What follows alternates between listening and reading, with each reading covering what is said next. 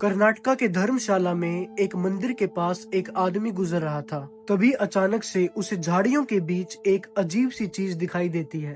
तो वो तुरंत उस चीज की ओर भागा।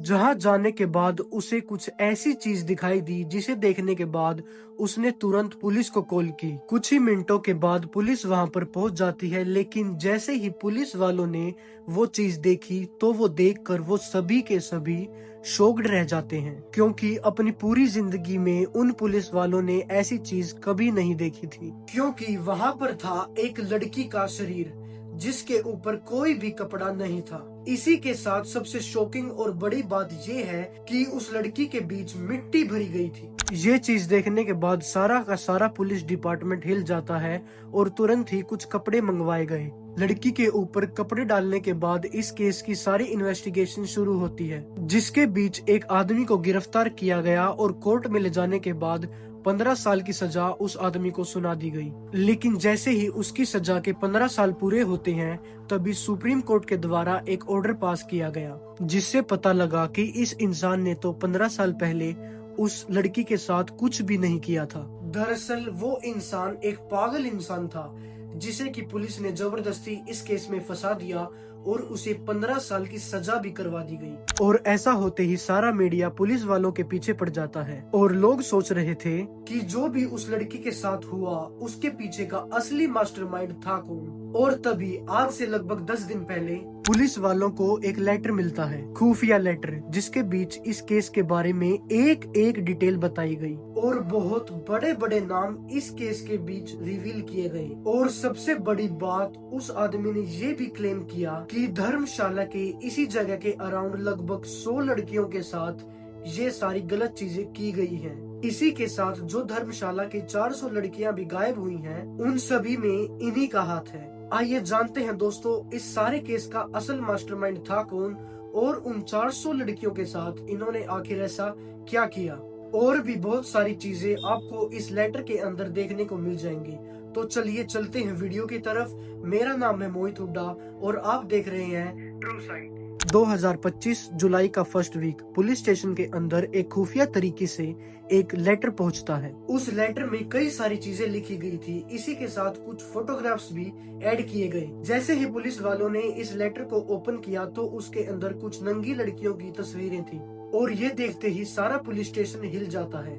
जिसके बाद उस लेटर को रीड किया गया और सारी चीजें इस केस के बारे में सामने आ जाती हैं। दरअसल जिस इंसान ने इस लेटर को लिखा उसने बताया कि 1995 को धर्मशाला के इस मंदिर के अंदर उस इंसान की जॉब लगती है। उसका काम था यहाँ पर सफाई करना और वो इंसान अपनी इस जॉब को बहुत ही अच्छे तरीके से कर भी रहा था। लेकिन ऐसे ही एक दिन उसका सुपरवाइजर उसके पास आता है और उसे कहता है कि नदी के पास एक लड़की पड़ी हुई है, उसे जला दो या फिर उसे जाकर दफना दो। तो पहली बार के लिए तो इस इंसान को ये चीज अजीब नहीं लगी। वो ये सोचता है कि शायद वो लड़की इस नदी के बीच डूब गई या कोई और घटना उसके साथ हो गई होगी। तो अपने मालिक की बात मानकर वो उस लड़की को ठिकाने लगा देता है। लेकिन ऐसे ही एक वीक और बीता, तभी उसके मालिक ने एक और लड़की इस इंसान को सौंप दी। और तभी पहली बार वो शॉक हो चुका था, क्योंकि उस लड़की के शरीर पर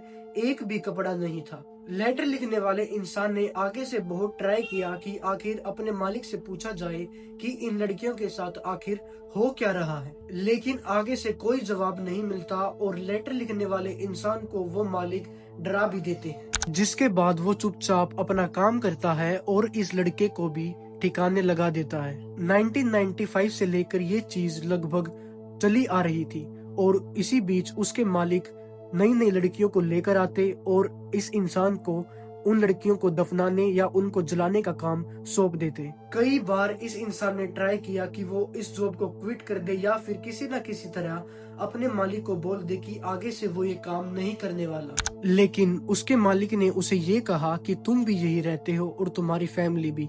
अगर तुमने इस काम को करने के लिए मना किया या फिर इसके बारे में किसी को भी बताया तो अगली बारी तुम्हारी या फिर तुम्हारी फैमिली की भी हो सकती है।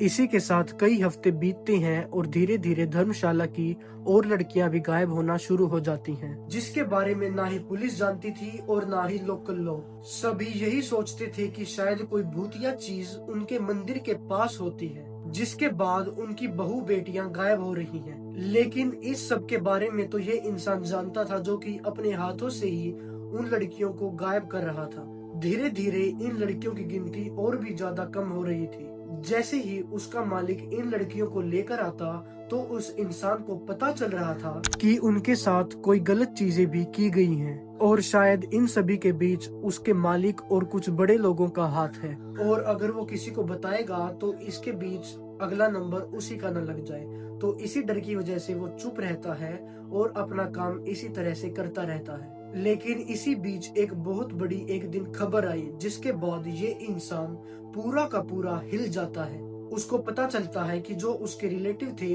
उनके बीच से एक लड़की गायब हो जाती है, जिसके साथ इस इंसान का भी बहुत ज्यादा प्यार था। और गायब होने के कुछ ही दिनों बाद उसके मालिक इस लड़की को भी लेकर आ जाते हैं और उसे देखते ही ये इंसान रोने लगा। और इस काम को करते हुए ये पहली बार था जब इस इंसान का दिल दहला और इसे पहली बार महसूस हुआ कि जैसे धर्मशाला की और भी लड़कियां गायब हुई हैं तो उनके परिवार वालों को कैसा महसूस होता होगा। तो धीरे धीरे उसे और चीजों के बारे में पता चलने लगा कि जो उसके मालिक थे वो धीरे धीरे धर्मशाला से इन लड़कियों को गायब करते हैं और धीरे धीरे उन्हें मंदिर के पास बुलाया जाता। वहीं सीक्रेट जगह पर उन लड़कियों के साथ ये सारी चीजें रात रात भर होती और जब भी कोई लड़की इस चीज के लिए मना करती या भागने की कोशिश करती तो उसे ठिकाने लगा दिया जाता और बाद में लाकर इस इंसान को सौंप दिया जाता। ये सारी गुत्थी उस इंसान के मन में पड़ चुकी थी, लेकिन अब भी ये इंसान समझ रहा था कि अगर इसने इस चीज के बारे में किसी को भी जाकर बताया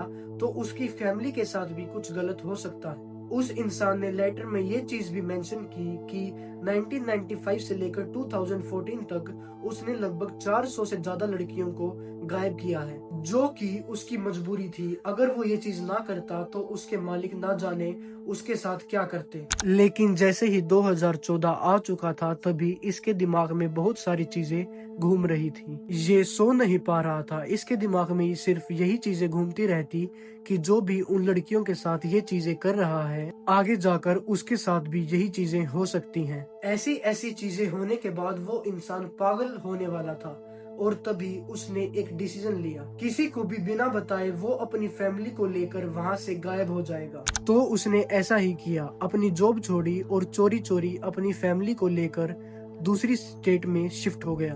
और इस बात को अब लगभग 11 साल बीत चुके थे, पर फिर भी इन 11 सालों के बाद भी उसे अब यही डर है कि कहीं उसके मालिक उसे वापस ढूंढ ना लें और कहीं उसके साथ कुछ गलत ना कर दें।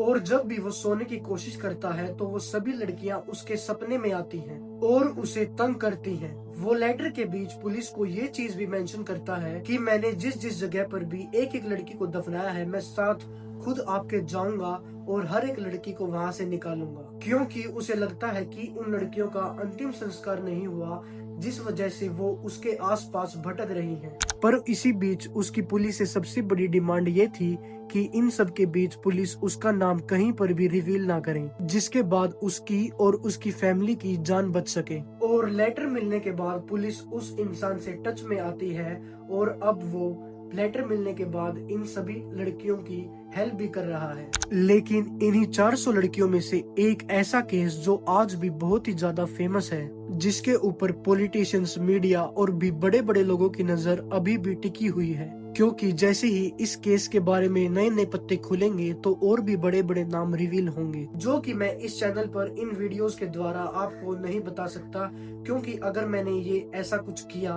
तो मेरी वीडियो को टेक डाउन कर दिया जाएगा। तो अगर आपको हमारी ये वीडियो अच्छी लगी तो हमारी ये क्राइम प्लेलिस्ट जाकर जरूर देखिएगा, जिसमें ऐसे ही कई सारे सच्चे किस्से हैं और आगे भी इसी तरह आते रहेंगे। And don't forget to subscribe our channel and I will see you guys very very soon.